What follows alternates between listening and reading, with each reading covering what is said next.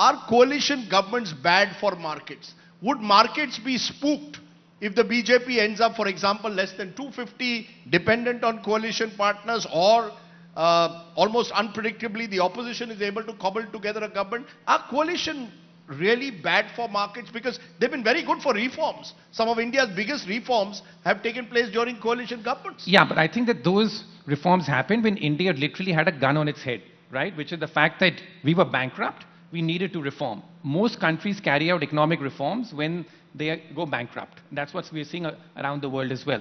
I think that there's no doubt that if the BJP gets below 250, there'll be an initial big knee-jerk negative reaction on the market. I mean, if that black swan scenario kind of thing happens, if the BJP gets less than 250, the market will be down 10 to 20% in a day, in a flash. 10 to 20% in a day? Yeah, I mean, in terms of it'll be down that much. I can tell you that if it gets less than 250, that will be the scenario.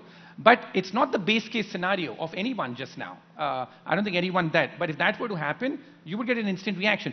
And then it depends again about what happens. In 2004, something similar happened. Let's just play that out, tease that out. But then the markets recovered very quickly. Why? Two factors. One, that there was a global emerging market boom which was happening. Two, that because they appointed people like Manmohan Singh and Chidambaram at that point in time, they were generally seen to be okay. But India got lucky. Because we had a big emerging market boom, we rode that.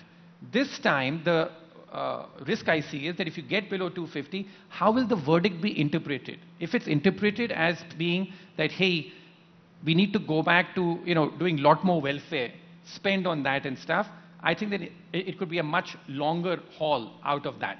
I'm very positive on India in the long term. I think that the fundamentals look great. But yeah, this is the most expensive stock market in the world currently. It is also the reason why foreign investors have been skittish about coming in.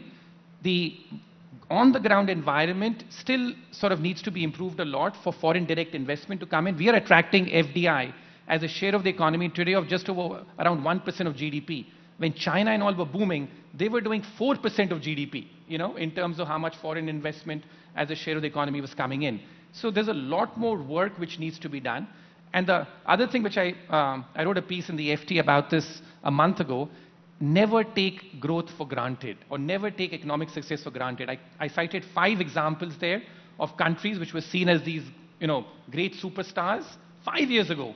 And today they are seen as breakdown nations. Give me an example.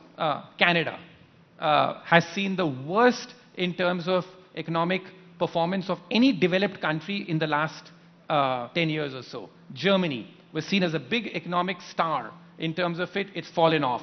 South Africa, Chile, these are all countries which at some point in time were seen as very good. Chile was seen as the big star of Latin America, fallen off the radar. So in terms of, we just need to be sort of, take it 3-4 years at a time. But generally I feel still constructive, but you've got to be careful about it.